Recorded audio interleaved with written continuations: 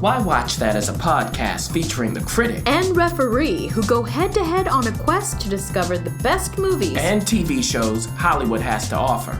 Expect the unexpected from the critic. Well, nothing gets past the ref. We do all the work, so you don't have to. Welcome to Why Watch That.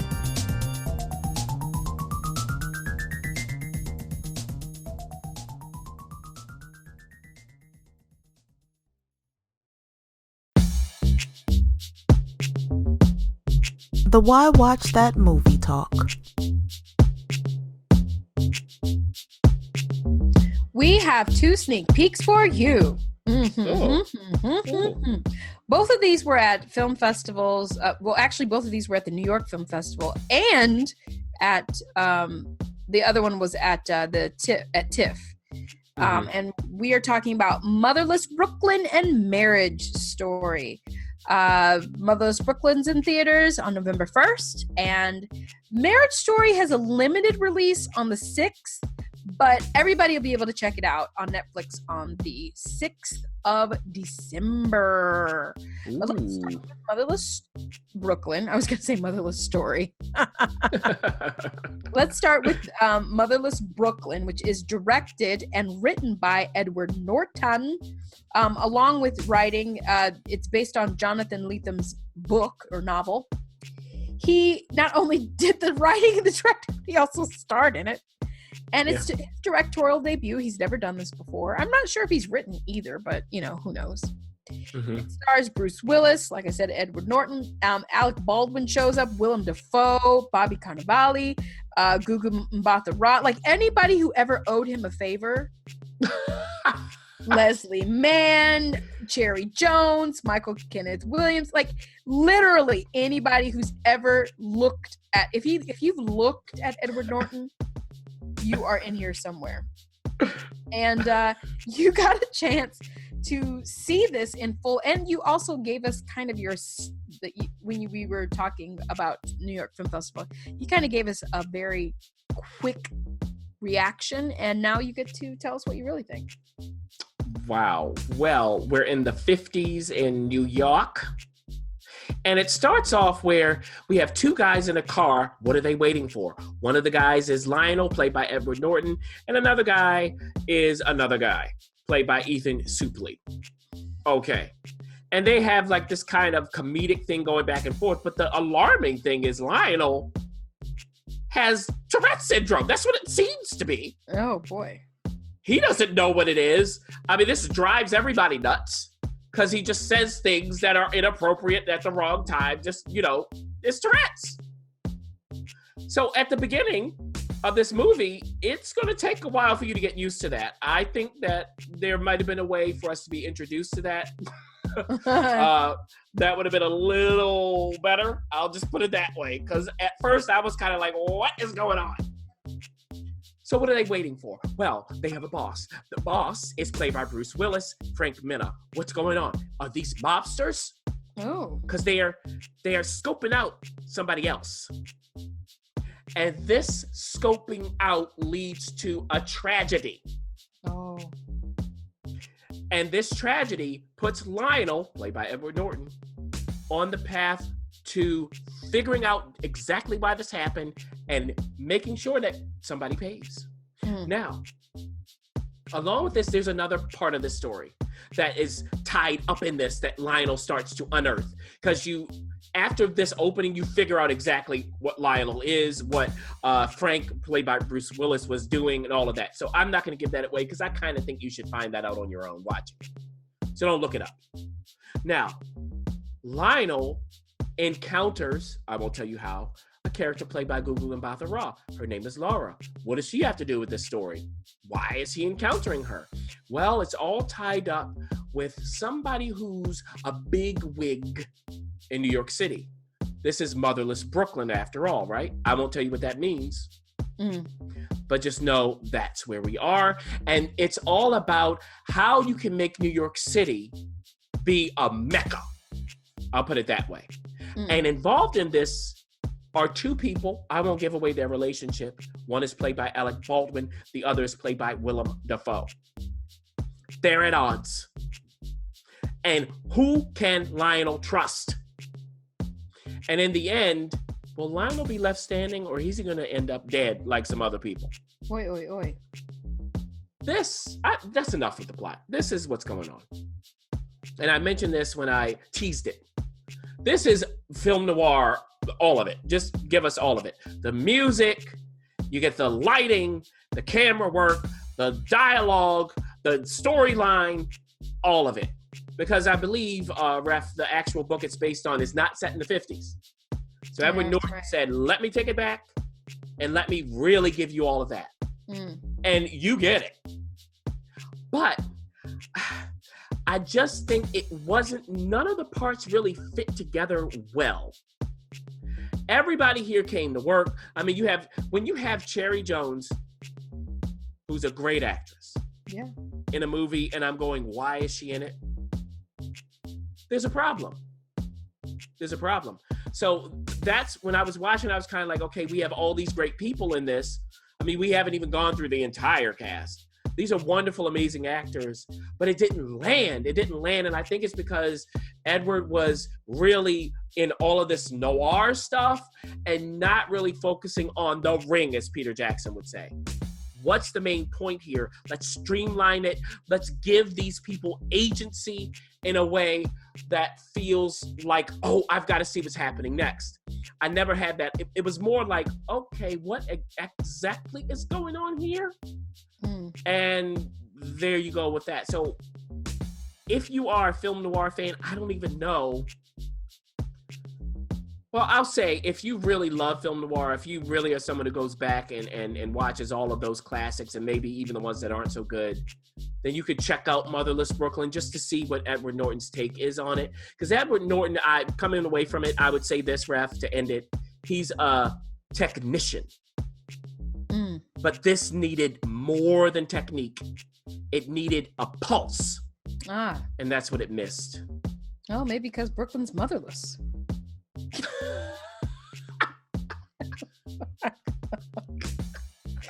Now, when you watch it, you'll really see how funny that comment is. Oh, whoops. When you figure out that. No, it's not. It's just, it would be funny to connect that. Yes. We also got a chance to see Marriage Story, the both of us, at various festivals. And it is directed by Noah Baumbach. He also wrote it. He's very familiar to us. I mean, we know him from, lots of movies that are very strange and weird. And he deals a lot with personal life and makes things very personal. It has a stellar cast. Namely Scarlett Johansson, Adam Driver playing the married couple that has a marriage story. Their extended community, played by Laura Dern, one of the lawyers, Ray Liotta, Alan Alda's in it. You got Wallace Shawn and Merritt Weaver. Yeah. She's playing a sister, and I was wondering why she was in it. She lets the cat out of the bag, shall we say? Oh boy! And it is coming to us, like I said, in a limited fashion in theaters on what day is that? November 6th. Yeah. On November 6th, but if you wait a month, on December 6th. Day before my birthday, on December 6th, you can watch it on Netflix. Isn't that something? Yeah. So you know why they're doing it in the theaters. They want to qualify to go to the awards, because this is definitely going to be buzzing about, because the critics loved it. So you heard both of our initial responses. Now we get to review. Yeah. Well, you got this married couple, Nicole, played by Scarlett Johansson, Charlie, played by Adam Driver. Charlie's this up-and-coming director of theater. Theater, right. And you see some of these pieces and you go, would I want to see this? He's an avant-garde theater. He's an avant-garde director. And his muse is Nicole, his wife. She's the centerpiece of all of his work. And before she met up with him and started working with him and became married, She did have a little acting career in LA. I won't tell you exactly how. So now she's in New York. They're living together. They have a son, all of that. And they've been married for 10 years. And do you know what happens? It's Marriage Story in 2019. Yeah. It doesn't end well. No. Nicole decides, I'm going back to LA. I'm going to do this TV show. I'm bringing my son with me. And for a reason. For a reason. Yes. You can imagine what that is. Yeah. We won't get to it. No. Her family is in LA. Okay? Her mom used to be an actress, and boy, oh boy. You know it. I'm going to tell you that. It's Julie Haggerty from Airplane, so you can only imagine the Airplane. Just some of the comedic, just to sidebar here and then back. Some of the comedic acting in this movie is some of the finest comedic acting you'll see. Finest. So she's in, Merritt Weaver is the sister. It's like, well, why is Merritt Weaver, like you said, the sister of Scarlett Johansson? You will see. You will see why. So it becomes this dual thing where Adam Driver's character wants to live in New York and continue his career, which is skyrocketing. While Scarlett Johansson's character is in LA, where her career is skyrocketing. And the son is caught in between. Yeah. We've seen this kind of thing before. And it leads to them saying, okay, yeah, we're going to split, we're going to divorce, but we're going to do this amicably until the lawyers come in. Oh. Trio of lawyers, played by Laura Dern, Alan Alda, Ray Liotta. What a trio. Oh my God. Shakespeare might be turning over in his grave a bit going, oh, I could have written that. These three lawyers. So in the end, I'll just tell you this. It starts off, just so you know, with the two of them, Nicole and Charlie, talking about one another. Why? In What's therapy. this for? Yeah.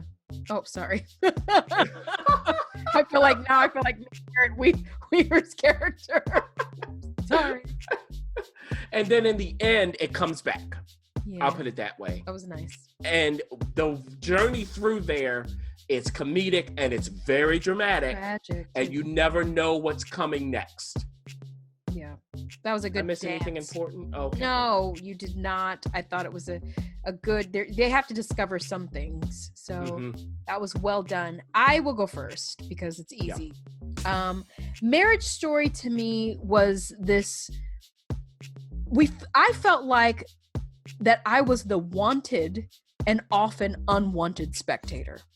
There were moments of just what happens when a couple who truly did love and respect one another, when that starts to dissolve logistically. What you can imagine what would happen. And some of the moments I was like, oh, okay, this makes sense. And then some of the moments I was a little uncomfortable because I was like, should I be watching this? I feel like this is super personal. And I sort of wanted to like creep away a little bit and go, ooh, I should respectfully look away. And I think that's part of the triumph of Marriage Story is that they do go into it's I think we can let this out of the bag because you already alluded to it. Modern day marriage stories isn't so much about the marriage, it is about what goes into the divorce and that journey there. And it really was an interesting commentary on the divorcing process. Now, I'm not going to say whether they do divorce or not. You'll have to kind of watch it to see. But the journey there on their way, it's very costly. And I'm so glad that the director Noah was able to dance between comedy in that, because it could have been really ugly and really disturbing. So I definitely was glad that there was comedic. This is what we talked about offline. The performances, I thought everybody was outstanding. There's no one I'm gonna talk about. I think you may talk about some things, but I felt like the performances, like Laura Dern was a lawyer yet again, but she was not a Renata. She was beyond Renata. She was like Renata's therapist lawyer. But no. I say she's Renata's mentor. Wiser yes. mentor. Like, this is who Renata goes to get calm with, but still the sting is there. And again, we're talking about Renata from Big Little Lies on HBO, Laura Dern's famous performance in that. Ray Liotta is exactly why everybody was perfectly cast, in my opinion.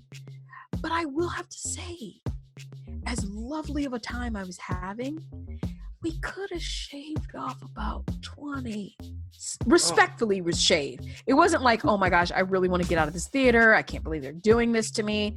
It was, if he gave a respectful 20-minute shave off of this would have been everybody. I mean, already the critics are going on about it, but I think when you watch it at home, if you don't venture out, that would have made it a worthy theatrical experience if you were to just shave about 20 seconds off. All in all, I say, why not watch it in the theater? I think it's a good alternative. It's not too heavy. There are some heavy moments, like we won't, maybe you'll talk about it, but I'm not gonna. There is a moment in every marriage that dissolves that some ugly things are done and said, and they don't shy away from that. But I think it's a great experience in the theater. Yeah, I completely agree with you with the 20 minutes, especially. I think the comedy worked better than the drama. I think, you know what it is, Ref? In the drama, for me, it was too much talking. Mm. And the best dramatic moments were when it wasn't a lot of talking. You'll see what that is in the movie. I won't even give it away. There's some interesting things that happen where you go, oh, and you get the feeling of it. You have Randy Newman's music. And it's not what you typically expect from Randy. It's just beautiful stuff. Some of this stuff is really beautiful and when they're not doing a lot of talking. It's awkward, yes. I was trying not to. So, you know, it's some beautiful moments there when it's not a lot of talking dramatically. Now, get all the talking going for the comedy. That, and even like Martha Kelly, who was in Baskets, playing someone just like she was in Baskets, who is the one who has to come in and observe the parenting. Like that stuff, they nail so much stuff that there's so much in it that the stuff that doesn't work, you kind of don't even care because you get so much out of it. These performances, these actors, I tip my hat to them. I do have to say that Scarlett Johansson and Adam Driver, when they are talking too much in the drama, I just didn't feel the connection. I felt that some people were landing and other people were just flying the lines. So there are some little things dramatically that I would have fixed, I would have tweaked, but this is nitpicking, I will say. It's over 2 hours, well over, or a little over. And I didn't mind being in the theater watching it, even though, yeah, like you said, Ref, we could have shaved it to be just under 2 hours and it would have been perfect. But hey, it's Netflix. Yeah. And if you want to see it on Netflix, you'll have to wait until December 6th. But if you want to see it quickly, it'll be released November 6th. And of course, Motherless Brooklyn will be released November 1st. So those are your two options. I say you've got a lot of decisions to make.